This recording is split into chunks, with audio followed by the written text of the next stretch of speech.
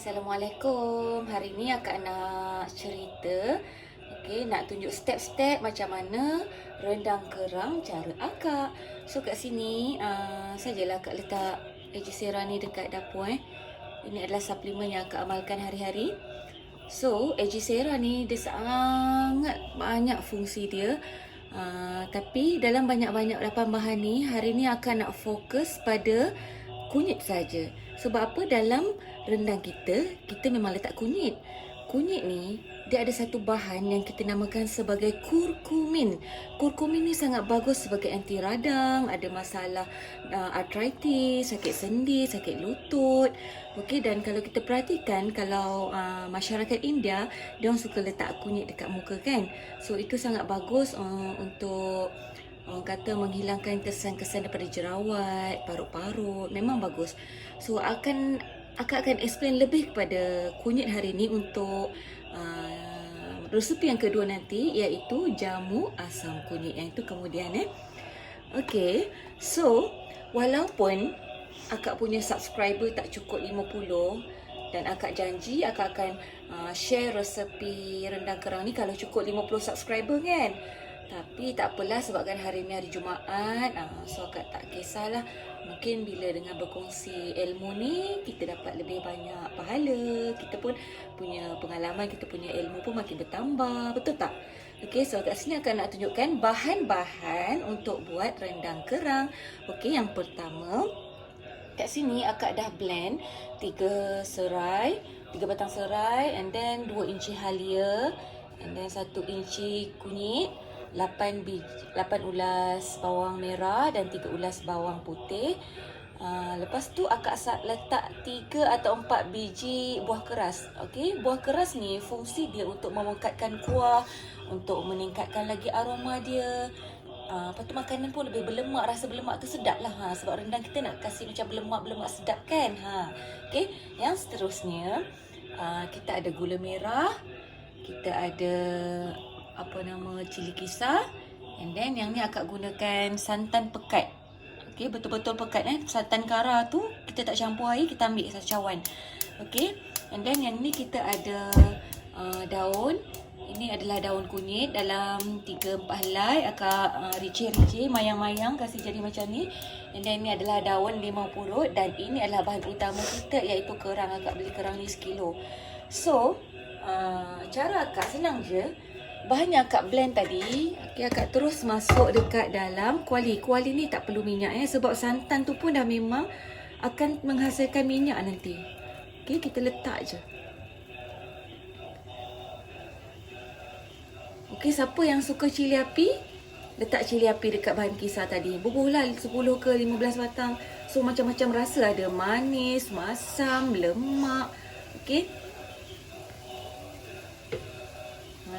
And then baki yang kat dalam blender tadi tu, kita tambah air lah.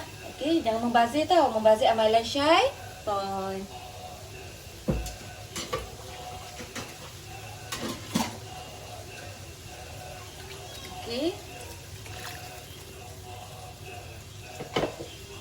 So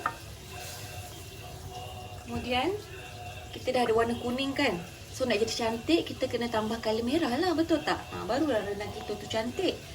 So kita letakkan dalam 2 sudu besar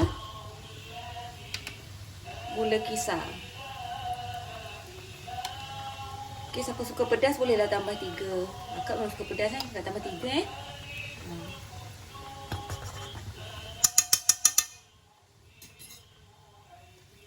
kita gaul.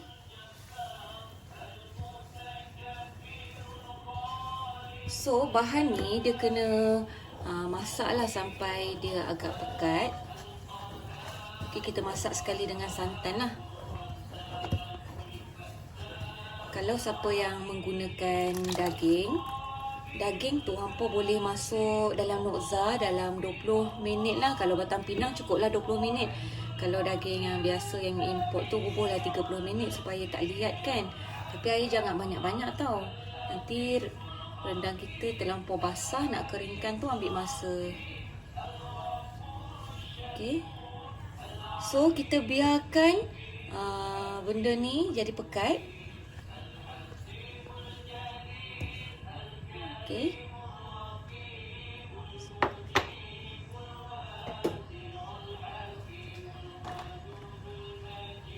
And then akan letakkan setengah sudu gula. Gula pula dah. Setengah sudu garam. Lagi satu.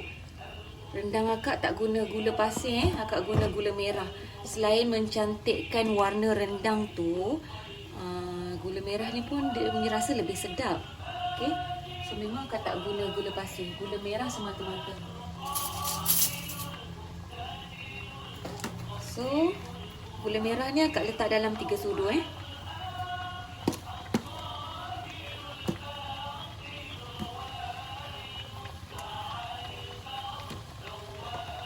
So nanti rendang anda akan cantik lah. You bayangkan ada warna kuning, ada warna merah, ada warna hitam daripada gula merah tu kan. So bila dia pekat dia bertambah cantik lah. Barulah warna-warni Aidilfitri. Warna-warni di Aidilfitri. Okay, so kita biarkan dia pekat. Nanti dah pekat akak tunjuk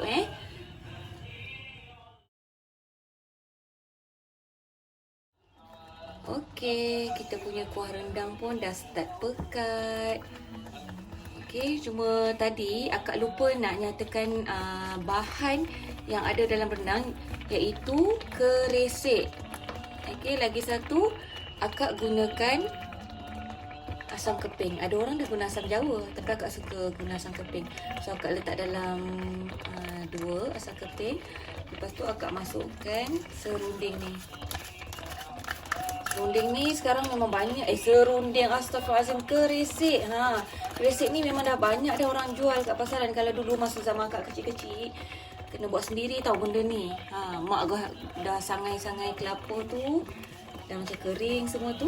Akak pun tumbuk kalau semua tu. Nasib baiklah lah ni dah banyak kan. Semua dah ada. Kalau hampa tak mau masak juga aku tak tahulah. Benda dah ada dah depan mata kan, senang. Tinggal beli guna. Memang cepatlah kerja kita. Okay. So kalau ikutkan dalam 2 sudu besar lah keresek ni. So kita masukkan dalam ni kan. And then kita masukkanlah kita punya bahan utama. Ini dia hero kita. Hero kita adalah kerang. 1 kilo akak beli kerang ni. Kerang yang dah kopek.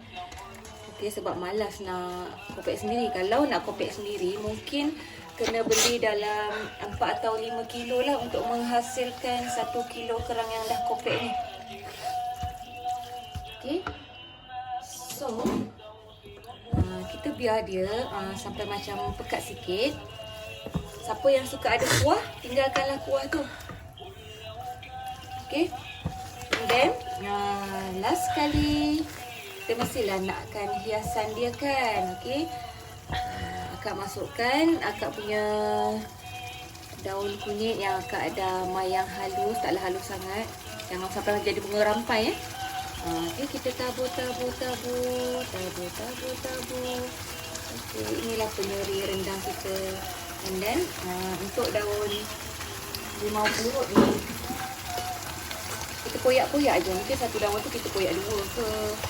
Kita koyak, kita masuk, terjunkan dia bersama-sama. Okay, so inilah rendang kerang cara saya. Rendang kerang Izaidah is done.